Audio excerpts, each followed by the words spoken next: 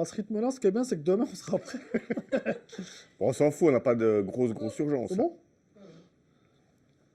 Toi, tu te mets là? Je me mets Ici. Ah, c'est bien là. Ouais. Ouais, non, c'est. devant le drapeau Eh, français. ouais, ah, ouais, bon, alors viens, on change. Allez. Voilà.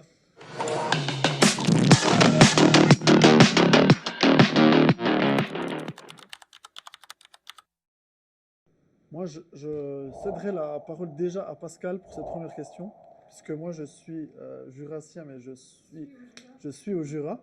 Donc, je suis convaincu que Pascal, parce que tu te revendiques jurassien partout et tout le monde t'appelle Cocal jurassien, je te laisse cette réponse. Elle sera Bah, assez sympa, je je pense. pense qu'effectivement, c'est un truc qui est assez important. Et puis, il y a un côté tête dure dans le Jura, un peu tête brûlée. Et puis je pense que c'est aussi d'être le petit dernier, c'est le petit dernier canton.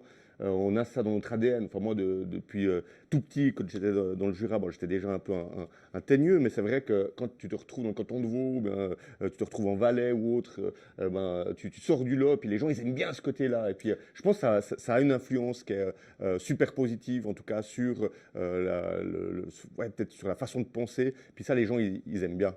Tu avais raison. Je suis assez d'accord avec ta réponse. Non, mais c'est vrai que Ça, c'est vrai. le Le fait. petit dernier, Eh oui, machin. mais ça se sent aussi. Puis il y a un certain respect aussi des gens dans les autres cantons. Puis ils nous aiment bien. Ils ont un côté. Moi, je me rappelle quand je suis arrivé dans le canton de Vaud, puis que j'étais à l'école, puis que j'étais ah, bonjour, je m'appelle Pascal Meyer. Et puis ben, les gens, ils se marraient, quoi. Puis j'étais dans une classe, il y avait 20 filles, et puis on était 4 gars. Moi, j'avais toutes les filles qui venaient à la récré, puis qui me disaient, vas-y, parle, quoi. Puis j'étais là, moi, j'étais un peu l'animal de foire, donc c'était génial. Mais même les profs, j'avais négocié mes notes avec les profs, et puis ils se marraient. Même le directeur parce que là-bas c'est le gymnase qu'ils appellent, j'étais à l'école de com, mais il m'avait pris à la bonne, quoi. Il s'était dit, lui c'est un vrai, quoi. Puis comme je faisais du hockey, il m'avait supprimé. J'avais dit, ouais, il faut que je trouve un moyen de scinder les cours de gym, là, parce que j'ai du hockey à côté, puis ça m'embête trop. Donc, puis le gars, je savais pas que c'était le directeur, puis d'un coup il me dit, venez dans mon bureau, puis il me dit, ça veut dire quoi, scinder? Je dis, ah ouais, non, je voulais juste dire, il faut que je puisse trouver un arrangement. Puis il m'avait tout fait sauter. Donc ça aide, je pense que ça aide pas mal enfin, au niveau des autres cantons. Et puis après, dans la façon de penser, dans la façon de diriger, on est peut-être des fois un petit peu plus, pas impulsif, parce que c'est négatif, mais on sait où on va. Puis ça, je pense que c'est aussi assez propre à nos racines. Alors ça, c'est une question plus pour toi, hein, parce que vous envoyez du lourd. L'innovation, ça me parle, oui, mais vous aussi, mais on a des secteurs d'activité différents. Mais on se complète bien dans nos secteurs d'activité. On parle beaucoup d'innovation ensemble. L'innovation, par exemple, chez Biwi, c'est une culture. Elle n'est pas dédiée au groupe ou département recherche et développement. C'est toute l'entreprise qui fait de l'innovation. Et puis, c'est la culture de l'entreprise depuis des années. Et puis, pour ça, ce qu'on fait, c'est qu'on donne la parole à tout le monde. On a des boîtes à idées. Et puis, s'il y a une bonne idée, tout le monde peut la donner. Du collaborateur qui est au département de la conciergerie jusqu'à la direction générale, il n'y a pas de différence chez nous. Tout le monde a son droit de parole et puis ça aide beaucoup. Et puis finalement, ce qu'on fait, c'est qu'on valorise aussi les idées. S'il y a un brevet qui est déposé par rapport à une idée, donc on va valoriser ce projet pour une gratification chez le collaborateur, puis ils ne le font pas pour ça. C'est ça qui est beau. Souvent, ils disent non, moi j'ai besoin de rien, j'ai envie de donner mes idées.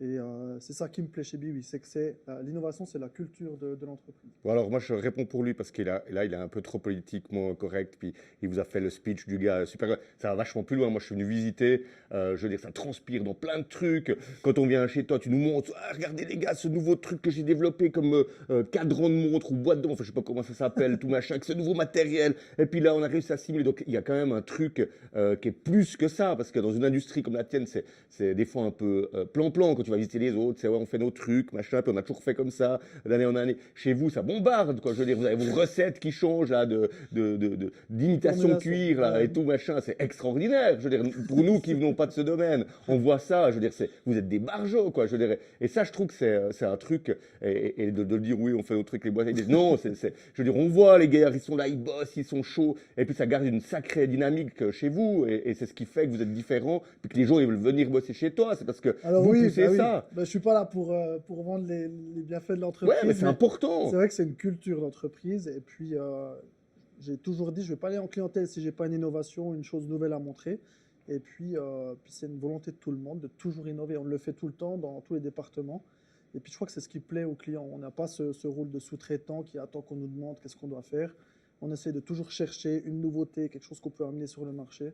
Et puis oui, c'est l'ADN de l'entreprise. Voilà. Ouais, c'est extrêmement important. Alors moi, je trouve qu'il est toujours trop modeste dans sa façon de parler, parce que moi, j'ai eu la chance de pouvoir venir avec des collègues visiter, et mes collègues qui sont censés être dans l'innovation, parce qu'ils sont dans le digital et tout, ils étaient sur le cul, comme on dit. Je veux dire, ils étaient là, mais c'est dingue, quoi. Je veux dire, ils sont venus, ils ont vu ça, ils voyaient les nouveautés, puis ils parlaient avec tellement de passion, puis après, d'un coup, tu as un gars qui débarque, qui dit oui, alors on a fait ça, machin et tout. Et c'est juste dingue. Je veux dire, c'est des produits de demain, quoi. C'est des choses qui vont rentrer sur le marché dans 12, 18 mois, 24 mois. Et les gars, ils ont tellement d'avance là-dessus, et ça va venir, parce que ben, c'est génial, que c'est avant-gardiste. Donc là, on parle de vraie innovation, parce qu'il y a beaucoup de changements, quoi. C'est pas juste une amélioration de produits, c'est des choses qui vont changer. Et je trouve ça, pour une industrie qui est peut-être un peu moins visible de monsieur et madame tout le monde, je trouve que c'est impressionnant. En tout cas, moi, ça m'avait impressionné, et mes collègues, ils en parlent encore aujourd'hui, puis on se dit, mais on va organiser des tours chez oui, parce que c'est tellement l'émeute. Tu vois, ça te donne une approche qui est différente. Donc, je pense que c'est même mieux que ce que tu dis. C'est gentil. Alors c'est très gentil. Mais c'est vrai qu'on a, comme on est sous-traitant, Oui. on a aussi un devoir où c'est pas facile en fait, parce qu'on n'ose pas trop communiquer. Et ça c'est frustrant par rapport aussi aux clients. Et on aimerait en foutre plein les réseaux et puis montrer toutes ces innovations. Et puis ça on peut pas le faire. Et puis il faut aussi garder cette culture parce que combien de premières mondiales on a dans nos tiroirs qui sont finalement parfois pas utilisés par les clients. Et puis tu pourrais vite avoir tendance à dire, bon, ben, c'est dommage avec toutes les énergies qu'on a mis sur ce produit, il n'est pas sorti, et puis baisser les bras. Mais non, on continue, on enchaîne. Et des fois, il y a une chose qui ne marche pas, une première mondiale qui ne fonctionne pas à ce moment-là parce qu'il n'y a pas forcément le produit en face pour, mais elle peut sortir dans 2, 3 ans. Donc voilà, c'est clair que ça nous motive. Mais par contre, je suis obligé de passer la parole à Pascal Meyer parce que l'innovation, ça te touche aussi. Toi, tu es né dans l'innovation. Je ne vais pas raconter sa vie, je la connais, mais Pascal Meyer, c'est une idée dans sa tête, travailler tout seul, dans un bureau, peut-être dans un garage, je ne sais C'est un plus. garage, c'est juste. C'est un garage, ouais. Et puis, ben, en fait, tu as été tellement précurseur dans ton business. Alors, tous les jours, il y a des nouveaux qui arrivent, mais le premier, c'est toi. Celui qui a le plus innové, c'est toi. Puis finalement, tout ce qui arrive derrière, souvent, ça copie. Et puis, je peux que tirer mon chapeau par Ouais, rapport à alors, ça. c'est toujours facile parce qu'on parle d'innovation dans le digital, mais en réalité, il y a des aspects sur lesquels on est même des dinosaures aujourd'hui par rapport à ce que tu as sur le marché. Ce qui est important, c'est cette dynamique que je trouve que vous avez bien réussi à créer avec les gens à l'interne, quoi. Cette agilité que les gens doivent avoir, cette approche de se dire, ah ben tiens, on essaye ça, ah ben tiens, il y a telle problématique, donc on peut utiliser tel outil. Ça peut être, on parle beaucoup d'intelligence artificielle en ce moment parce que c'est une grande mode, mais des fois j'ai des gens chez nous qui stressent, qui disent, ah il faut de l'intelligence artificielle. Puis je dis, ouais, mais non, en fait ce qu'il faut, c'est quelle est la problématique qu'on a, puis comment on peut résoudre ça avec des outils comme de l'intelligence artificielle. Mais il ne faut pas mettre de l'intelligence artificielle partout. Il faut d'abord que tu aies une problématique à résoudre. Donc là, ça, c'est un premier point. Après, d'un point de vue innovation pure, bien sûr, c'est clair qu'on a de la chance d'avoir une équipe qui est assez grande, qui touche aux nouvelles technologies. Donc, dès quelque chose de nouveau, on aime bien tester, quoi. On aime bien voir où est-ce qu'on peut le mettre, comment on peut l'appliquer. Et puis ça, je trouve que c'est assez intéressant de pouvoir le faire. Mais on a aussi notre communauté, vu qu'on est en lien directement avec ben, je dirais le consommateur final, ben on a cette prise de température qui fait que tout d'un coup tu peux switcher là ou switcher là. Et puis le plus important, c'est de pouvoir le faire rapidement, quoi, parce que ben, des fois tu as une idée, puis on le voit hein, dans des grosses boîtes, c'est des gros bateaux, alors le temps qui tourne, machin, tu sais, c'est gros, là, ils sont là, machin, ben, il y a une inertie qui est énorme. Et puis ben, chez nous, ce qu'on essaie de faire, alors on travaille avec aussi une approche, une méthodologie de travail qui s'appelle l'holacratie, où c'est horizontal, je ne vais pas rentrer dans le détail, mais en gros, si tu veux, il n'y a plus un seul boss qui décide et puis ça découle. Ben, l'idée, c'est vraiment que les cerveaux ils se mettent ensemble puis qu'on puisse faire évoluer dans une direction qui soit positive. Puis du coup, ça permet vraiment de faire éclore déjà les talents à l'interne de la boîte. Et puis ça permet aussi d'être plus agile parce que tout d'un coup, il y a quelqu'un qui dit go, on fait ça. Ben, moi, je ne peux pas les dire ouais, non, alors faites pas, machin. Non, non, c'est en ligne avec les valeurs de la boîte, c'est en ligne avec la vision de la boîte, on fait. Et puis au moins, les choses, elles se font, quoi. Et ça, c'est hyper important. Mais si moi, je devais te répondre, je dirais qu'on peut être encore plus innovant, puis qu'on doit faire encore plus chez nous, tu vois. Mais l'innovation, c'est pas que au travers du digital. On peut le faire, ben, on a un restaurant dans lequel on est aussi un peu déjanté, où ça change, même dans le... Événementiel. Voilà, exactement, même dans le monde de la bière, où on essaie d'être complètement différent de ce qui se fait. Alors, le monde de la bière, c'est cool, parce On que a une bière Biwi, grâce à toi. dans le monde de la bière, ce qui est cool, c'est que tu peux vraiment. Déjà, là, ils sont déjà moins coincés que dans le monde du vin. Toi, ils font des collabs. Je veux dire, tu as plein de brasseurs géniaux. Puis, ben, nous, la chance qu'on a, parce qu'on on a notre propre brasserie, c'est que cette brasserie, elle a ce côté un peu décalé de pouvoir dire bon, on fait une recette, on fait un design. Puis la bière, elle est faite, puis pouf, on passe à la suivante. Mais tu ne peux plus ravoir la bière qu'il y a eu il y a 2 ans, sauf si tu fais une commande, tu vois. Donc ça devient hyper compliqué, mais c'est hyper fun parce que ça respecte en fait cette philosophie d'être dans l'événementiel. Et puis ça peut être vu comme de l'innovation, mais en réalité, ce n'est pas vraiment. Tu vois. Donc Ouais, mais l'innovation, si je peux me permettre, par rapport à ta brasserie, c'est qu'à la base, c'était pas prévu d'être une brasserie, c'était un entrepôt logistique. c'est juste. Et ça, Ah, c'est ouais. l'innovation. Non, C'est mais transformer un entrepôt logistique en brasserie. ouais, mais parce que ça dit, on a cette place, qu'est-ce qu'on fait, machin. Puis d'un coup, il y en a qui a dit, on fait une brasserie, c'est aujourd'hui complètement en ligne avec ce qu'on fait. Et puis, pif, paf, pof, 6 mois après, on lançait le truc, tu vois. Donc, non, mais c'est vrai que c'est important d'avoir cette agilité-là. Je pense que c'est vraiment très important. Nous, on travaille beaucoup dans l'horlogerie. C'est un grand secteur d'activité chez Biwi. Et puis, je ne veux pas dire que le marché n'est pas mûr, parce qu'il y a énormément d'innovation dans l'horlogerie, mais c'est cette confrontation un peu de l'artisanat puis de l'innovation. Et puis, on a beaucoup de discussions. Il y a aussi des périodes dans l'horlogerie où c'est qu'il faut beaucoup innover, d'autres périodes où c'est qu'il faut rester sur des traditions. Et puis, bah ça, c'est pas toujours évident. C'est pour ça qu'il y a des années, c'est un peu comme la mode et les tendances. Il y a des années, on veut beaucoup d'innovation. D'autres, on va partir sur des produits un peu plus classiques. Donc, chez Biwi, on doit quand même faire attention à ne pas faire que de l'innovation et aussi proposer des choses un peu plus classiques. Donc, le frein à l'innovation, pour moi, c'est ça. C'est des périodes de tendance, un petit peu comme dans la mode. Et puis, nous, on doit pouvoir s'y adapter. On n'est pas une entreprise d'innovation, on le prône. On a un produit qui est lié à l'innovation, mais pas que. Et puis ça s'appelle ne pas mettre tous ses œufs dans le même panier. Ça pourrait être sinon une erreur stratégique concernant Biwi. Alors, moi, concernant Cocaille, il y aurait aussi plein de choses à dire, mais je pense que l'élément principal qui nous freine au niveau de l'innovation, c'est peut-être des fois de ne pas prendre assez de recul en fait sur ce qu'on fait. Et puis, on a trop la tête dans le guidon des fois parce qu'on est pris par ce qu'on fait au quotidien. Et puis, ben, des fois, on a de la peine à apprendre. Donc, on se force en fait à se dire non, stop. Là, il faut une équipe qui prenne du recul. Moi j'aime bien ça, parce que moi, j'arrive à sauter de l'un à l'autre et puis partir dans tous les sens, ce qui, des fois, est difficile à suivre aussi pour mes collègues.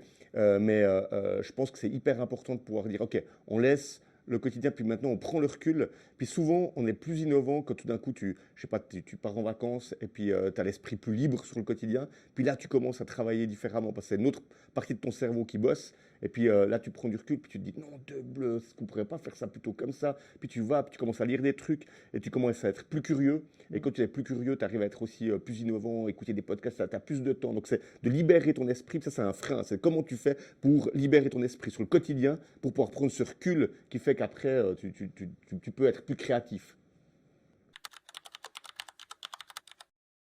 Nous, on fait des développements toujours très innovants. Là, on a lancé un tout nouveau matériau qui a une densité de 1. Ça veut dire que si tu le mets dans l'eau, il flotte. Et puis l'objectif, c'est de battre des records du monde. Donc forcément, quand je pense à ce matériau, je pense à plein de domaines d'application, dans plein de secteurs d'activité, parce qu'aujourd'hui, la légèreté, c'est recherché partout. On est dans ce vestiaire ici, on pourrait fabriquer des patins à glace, des casques de hockey, des cannes de hockey. Voilà. Rien qu'ici, tu as 25 choses qui sont liées à la légèreté et à la résistance. Donc ça me parle. Donc voilà. Pascal, il faut savoir que des idées folles, il y en a 25 à la minute. Pascal, il fait des événements. Des fois, je vais à des trucs, je me dis, mais je sais pas, il va chercher ses idées. Il y a de la saucisse rose. On mange de la saucisse rose. Qui a une idée de faire une saucisse rose? Pascal a toujours des idées incroyables. Révolutionner, ouais, je pense qu'il y a beaucoup de choses qui peuvent. On peut révolutionner la vie en rose. Hein. C'est vrai que c'est pas mal, hein. On peut révolutionner la vie en rose. Alors, ce qui pourrait révolutionner, je dirais, dans notre industrie, en tout cas, je dirais, dans notre écosystème, bah, c'est de développer un écosystème où, quand tu arrives et puis que tu es un membre de la communauté, tu es reconnu pour ça, quoi. On le fait déjà avec certains hôtels, certains restaurants, mais hormis ça, tu puisses arriver pour dire oh, waouh, t'es un membre de la communauté des loutres, oh, viens, machin et tout. Puis là, t'as vraiment une reconnaissance. Alors pour moi, ce serait vraiment assez, je dirais, dingue de pouvoir se dire, quand tu fais partie de la communauté Coca, tu es encore plus fier, quoi. Et pour moi, on doit trouver des choses qui tournent autour de ça, autour du développement de l'écosystème.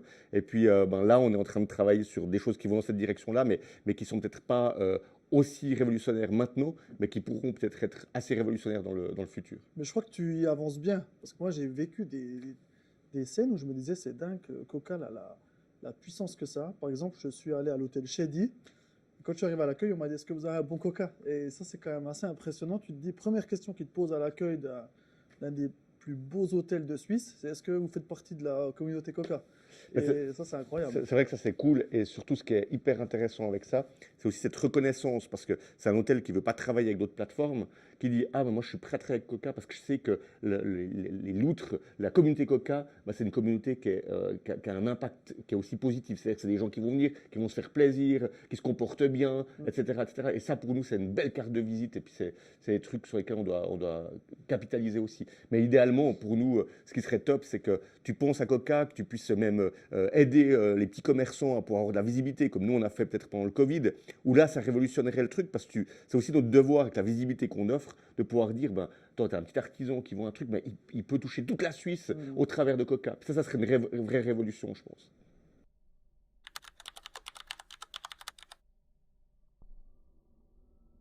On en a rapidement parlé avant. Moi, actuellement, forcément, je m'intéresse à l'intelligence artificielle. Pas plus tard que hier, j'ai eu une séance assez longue avec une entreprise spécialisée en Suisse qui travaille là-dedans. Et ce que tu as dit, ça me fait sourire parce que je pense exactement la même chose. C'est bien, mais il faut la maîtriser, en mettre partout, puis finalement recevoir des rapports tous les jours d'ingénieurs qui ont pondu leur rapport avec l'intelligence artificielle. Là, on perd tout le bon sens de la réflexion, mais comment cette intelligence artificielle, elle peut nous aider à être meilleurs demain. Puis c'est exactement dans la réflexion dans laquelle je suis. Et puis moi, j'aimerais bien pouvoir accompagner les collaborateurs chez Biwi avec un outil qui peut les aider à gagner du temps. On a des logiciels de commande aujourd'hui où parfois on doit faire 2, 3 fois la même saisie. Et c'est toutes ces choses-là que moi, j'aimerais pouvoir enlever, gagner du temps, faciliter le travail de tout le monde au quotidien. Et je suis convaincu qu'avec l'intelligence artificielle, comme dans tout, du bon et du mauvais, j'essaye de me concentrer sur le bon pour pouvoir l'apporter à mon entreprise. Ouais, je rejoins beaucoup cette réponse dans le sens où, en fait, l'idée d'utiliser ces outils-là, alors bien évidemment, l'intelligence artificielle, c'est un des éléments qui est très tendance maintenant, mais je rejoins cet élément de dire comment on peut faire pour améliorer le quotidien de nos collègues qui font des tâches répétitives, qui sont finalement pas intéressantes, pour qu'ils puissent se concentrer sur des trucs qui ont de la vraie valeur ajoutée. Tu vois. Et ça, je pense qu'on y arrive, qu'on arrive vraiment sur des trucs qui sont super intéressants. Mais comme ça part dans tous les sens, il faut toujours dire ben, c'est quoi le problème et comment je peux le résoudre. Et des fois, on peut voir une certaine réticence chez certaines personnes parce qu'elles se disent oh, j'ai peur, j'aurais plus rien à faire. Non, non, c'est pas ça. Ouais. C'est qu'en fait, tu vas pouvoir te concentrer sur des trucs vachement mieux. Donc, ce que tu vas apporter aura beaucoup plus de valeur que ce que tu fais aujourd'hui où tu perds 50% de ton temps à faire des trucs qui sont moyennement cool. Et ça, je pense que c'est une tendance en tout cas qu'on surveille. Il y a aussi d'autres tendances au niveau de plein d'autres éléments, mais je pense que l'intelligence artificielle, c'est le truc le plus tendance. Après, il y a des outils d'automatisation, il y a plein d'autres choses qui sont intéressantes, mais je pense qu'on est au tout début de ce qui est en train de se passer, que les gens, il y en a qui ont peur, il y en a qui... Mais quand c'est maîtrisé, je pense qu'il y a des trucs hyper funky qu'on peut faire, et puis ça peut venir nous décharger en fait sur nos tâches quotidiennes pour améliorer finalement le job au final.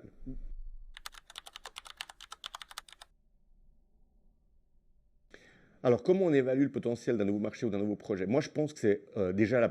Alors, moi, je fonctionne comme ça. Alors, ça, c'est un gros problème avec mes collègues et c'est une fight constante. C'est que moi, je réagis plus avec les tripes. Tu vois, oh putain, c'est vachement bien, on y va, etc. Puis j'arrive avec 10 projets comme ça. Puis au final, on n'en retient qu'un parce qu'il te prouve par A plus B que j'étais trop euphorique et puis que finalement, c'était peut-être pas le bon truc. Donc, moi, le premier truc que j'évalue, c'est avec les tripes. Je suis là, ouais, machin, etc. Puis maintenant, ce qu'ils ont fait, mes collègues, qui est vachement cool, c'est qu'ils m'ont dit tiens, on te donne une équipe. Puis cette équipe, elle bosse qu'avec toi. Comme ça, tu arrêtes d'embêter les autres dans la boîte et tout. Machin. Alors, j'ai une team qui s'appelle la Crazy Team, qui bosse avec moi sur des projets et tout.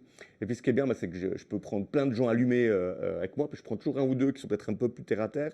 Puis, on échange. Puis, mais moi, ça me permet de pouvoir pondre des projets qui ne sont pas liés au chiffre d'affaires, qui sont pas liés, mais qui vont être peut-être plus liés à prendre soin de la communauté ou bien plus sur des choses qui va finalement faire marrer les gens, qui va faire plaisir. Et puis pour moi, c'est hyper important parce que ça fait partie de l'ADN aussi de Coca. Donc pour moi, ça c'est un point qui est extrêmement important, c'est avec les tripes. Après, bien évidemment qu'il y a toujours une vue un peu plus cadrée quand tu prends un projet où ben, tes collègues ils sont là, puis s'ils te disent bah, ça joue pas, ben, ouais, j'écoute. Mais c'est vrai que mon premier instinct, moi, c'est beaucoup avec les tripes et puis c'est moins calculé. D'ailleurs, quand on arrive avec des projets qui sont peut-être un peu moins excitants, pour ne pas utiliser d'autres termes, ben, je mets peut-être un petit peu plus les pieds au mur pour dire écoutez les gars, on y va mollo, machin, etc. Donc il y a un côté pour moi dans les tripes qui est aussi très important.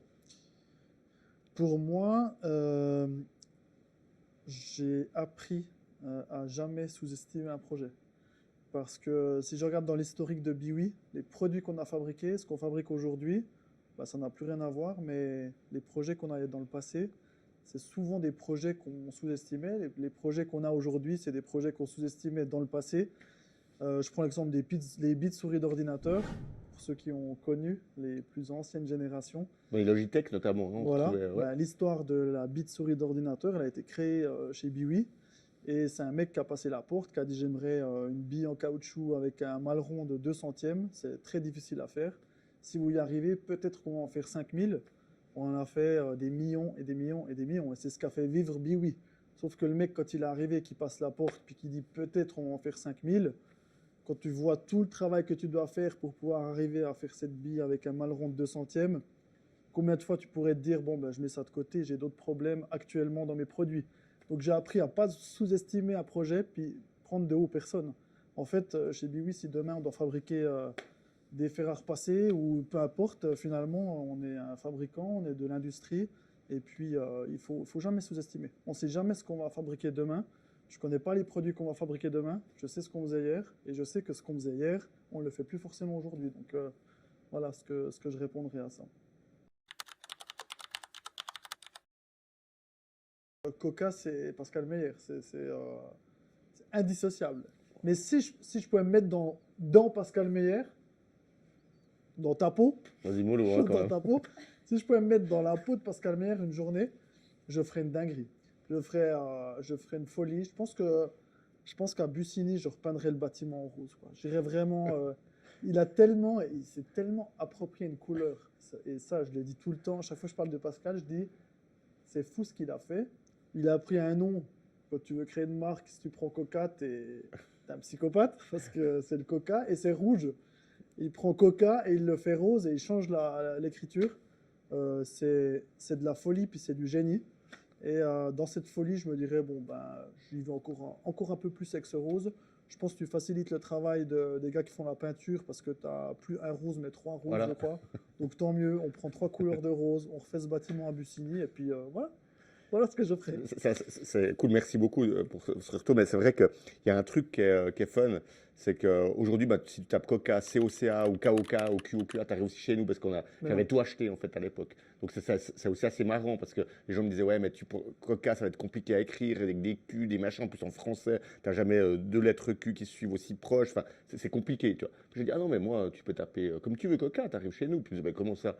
Je dis tape coca.ch. Ouais. Moi si tu m'envoies un mail @coca.ch, ça arrive chez moi. Tu vois. Ah ça c'est énorme. Ouais, c'est pas mal. Non, mais au moins, ça permet aux gens de ne pas retenir une orthographe, mais de pouvoir finalement se dire ah, Coca. Après, on a eu coup de bol parce que les gens ont bien aimé la typo et puis ils retiennent, mais en réalité, s'ils écrivaient COCA, ça ne poserait pas de problème. J'ai l'impression que c'est tellement associé parce que si tu parles Coca dans la tête des gens, mais dès que tu dis Coca rose et tout, ça fait ah oui, c'est le Coca, Ouais. c'est le. Ouais, c'est vrai.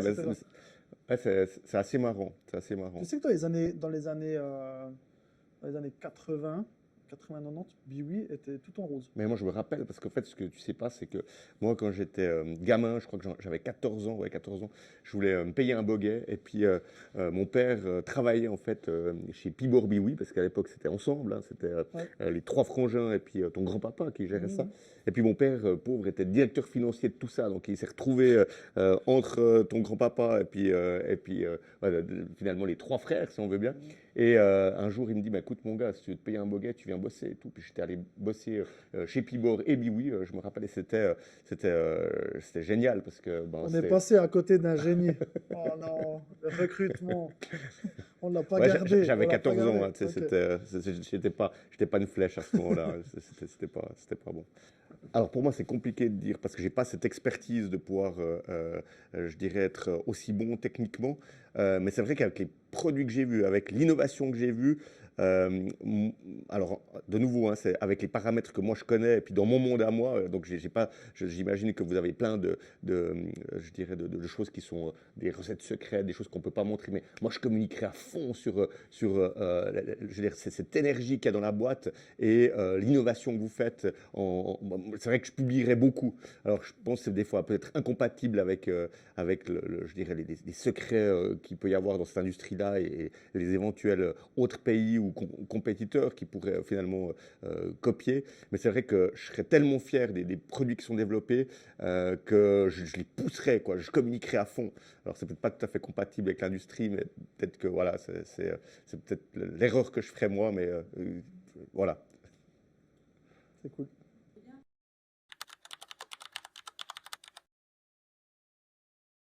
Ah, moi, facile. Facile. N'aie pas peur. Non, évidemment. Ce que tu as construit, euh, il y a une chose qui est incroyable dans ton entreprise, c'est ta communauté. Tu as dit avant 1 million de personnes. Si je pouvais tester dans une communauté d'1 million de personnes, je veux dire, aujourd'hui, nous, on fabrique des produits, ils partent chez nos clients les vendent dans le monde entier. Les retours de la communauté, on ne les a pas vraiment. Donc, je pense que c'est une valeur dans une entreprise incroyable. Évidemment, dans le monde d'aujourd'hui, il y a toujours. C'est facile de dire des choses derrière son ordinateur, mais je pense qu'il faut retenir le 75% du positif. Et puis, je pense que ça fait énormément progresser une entreprise parce que je pense que tu en tiens énormément compte. Sinon, tu couperais la parole à ta communauté et puis tu n'en tiendrais pas compte. Et ça, je pense que c'est un service, en tout cas quelque chose que vous avez, que moi je trouve incroyable. 1 million de personnes, c'est énorme. Merci. Alors, moi, en ce qui me concerne, le truc, c'est déjà quoi la question? Répète. Non, mais alors, perso, moi, ce qui m'avait impressionné dans les produits et de ce que j'ai vu, c'est ces nouvelles, je dirais, ces nouvelles itérations dans le monde du caoutchouc que je trouve tellement dingue que alors ça ferait certainement, ça foutrait la boîte en faillite, j'ai tellement d'idées d'applications différentes que c'est le truc que je rêverais d'essayer parce que il y a tellement je veux dire, d'applications sur ces fameux caoutchoucs qui sont en plus vegan, enfin, qui ont toutes ces certifications où je sais que c'était quasiment impossible au départ de pouvoir faire. Les gens étaient plutôt sceptiques à dire ouais non mais il y a trop d'implications de ci, de ça, parce qu'il faut utiliser telle huile, ou telle pièce, machin, etc. Enfin, le process est tellement compliqué que je trouve ça tellement excitant de voir que ça s'est fait que je pense que c'est le type de produit que j'utiliserais pour plein d'applications différentes. Et je trouve ça, moi je trouve ça passionnant.